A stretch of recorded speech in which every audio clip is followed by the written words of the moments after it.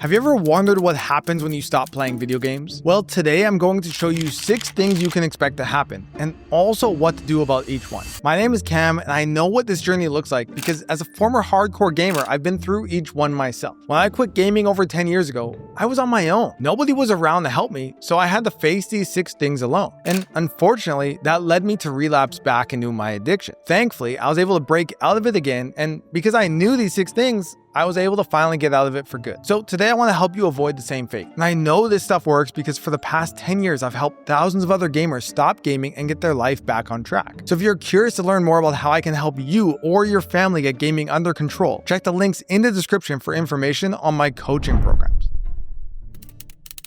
And now let's jump straight into the first thing to expect: withdrawal symptoms. And yes, these are real. When I quit gaming 10 years ago, I was irritable, anxious, had difficulty focusing, and had this intense desire to play that felt almost overwhelming. But there's another symptom that caught me totally off guard. I started having dreams and nightmares about playing StarCraft and relapsing. I'd even wake up in a cold sweat thinking I'd actually broken my streak. Now, these symptoms are strongest in the first 72 hours, and then they start to get easier over time after that. I'll talk more about another key withdrawal symptom here in a minute, but here's what you need to know about these symptoms. They are normal. Just think about it. Anytime you're moving on from something that's been a big part of your life like gaming has, you're going to go through some sort of withdrawal. You might miss it, feel frustrated, or experience these physical effects. But the more intense your symptoms are, the more they are a sign that you're doing the right thing. Look, if you've been gaming enough to have withdrawal symptoms when you stop, it's definitely time to take a break. It's the healthy thing to do. So how can you manage them? I have a full video you can watch up here, but make sure you exercise every day and get out of the house. These 2 things alone will help you a lot. Also, for extra special powers against your withdrawal symptoms, be sure to hit the subscribe button on this video. Now, in all seriousness, just remember that every day you're one day closer to these symptoms being completely gone. You just have to let go and trust the process. And this brings us to the next thing you can expect: urges and cravings. Let's face it, these cravings are the real reason it's so hard to quit gaming. They're that intense pull to go back to the game. They're the urge to pick up your controller and see who's online. They're that moment when you've promised yourself you wouldn't play, but suddenly that promise feels impossible to keep. Think of cravings like an invisible magnet constantly pulling you back towards gaming. I experienced this myself when WoW Classic was announced. At the time, I was on a speaking tour alone in an Airbnb, and suddenly I got hit with intense cravings to play again. It felt like pure nostalgia, like I could reconnect with myself as a teenager and all the happiness I felt playing WoW. Of course, my brain was only focusing on all the positive memories, completely ignoring the fact that WoW had nearly destroyed my life. But again, if you're experiencing intense urges to play games, these 2 are a sign that gaming is no longer just a regular hobby for you. And that's exactly why you need to go through this process. So here's what to do about them. Look at cravings as waves in the ocean. They come and they go. The more attention you give them, the more power they have. When you recognize you're having a craving, you don't need to debate with yourself about whether or not you should play. You've already decided to stop. So just accept that the craving is there, it's normal, and it will pass. Now, I mentioned earlier there is one more withdrawal symptom that needs special attention, and this brings us to the next thing to expect: boredom. And this one is huge because boredom is actually one of the biggest relapse triggers. When I first quit gaming, nothing else seemed fun or interesting. Nothing got me in the flow like gaming did. I'd sit there thinking, well, what am I supposed to do now? Everything felt dull compared to the constant excitement I was used to. But here's what you need to understand. Boredom is actually a withdrawal symptom. First, you have a psychological dependency on the high levels of dopamine you get from gaming. And second, gaming has become your default activity anytime you have free time. So when you quit, you feel this massive void. Now here's the good news. Boredom typically lasts for only about 3 weeks. And then you'll start finding genuine interest in other things again. But boredom can actually be a huge motivator. It's actually easy to find other things to do when you're bored. But if you're always filling your time with gaming or doom scrolling, you'll never find other things to do because you'll never be bored. Personally, it became a lot easier for me when I found specific activities to replace gaming with. And I actually have a full video on this that I'll link in the description. You also want to have structure to your day, so just go from one thing to the next, rather than having a lot of open time. Remember, boredom isn't a problem to solve immediately. It's a signal that your brain is healing and learning to find satisfaction in normal activities again. And this brings us to the 4th thing you need to prepare for.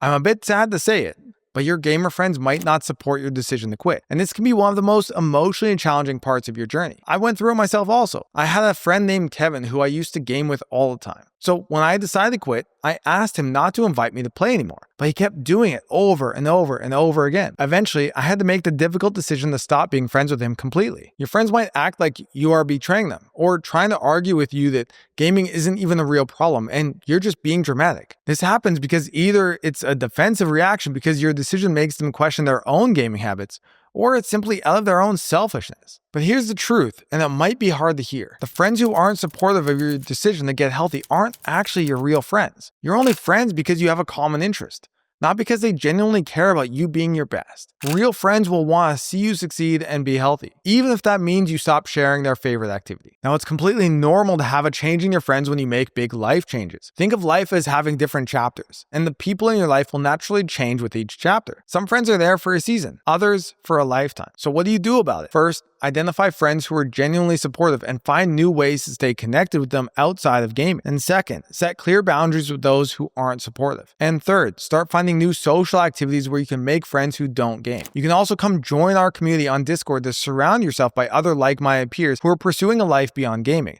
The link is in the description. But it's not just your friends that will change when you stop gaming. It's also how you view yourself.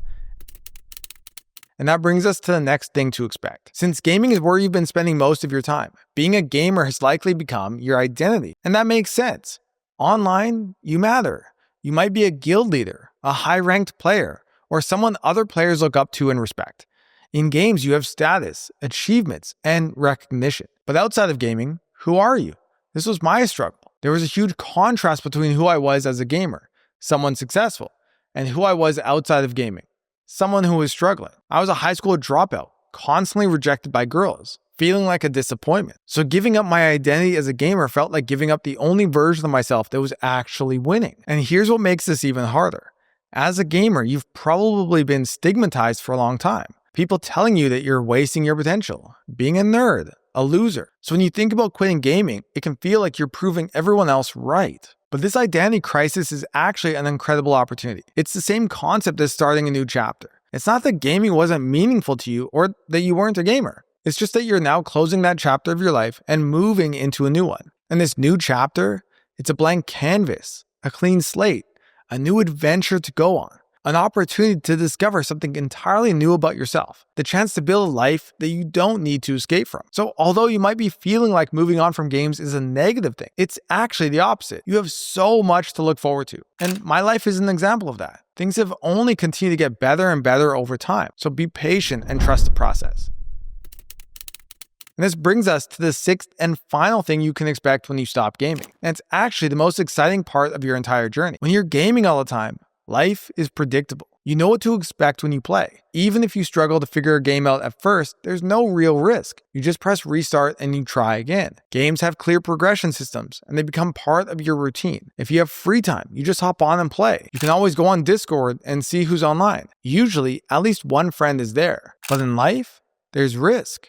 You can apply for a job, but you might get rejected and not even know why. Whereas when you play a game, you're constantly rewarded for your effort. When I first quit gaming, this uncertainty felt overwhelming. So I focused on creating a new daily routine and structure to get through each day while I figured out what I wanted next. I set new goals like making friends, getting a job, and eventually starting my own business. I took control of what I could control. I couldn't guarantee I'd get a job if I applied, but I could control continuing to apply and network. I could control showing up and doing my best. So what I want you to do is be curious.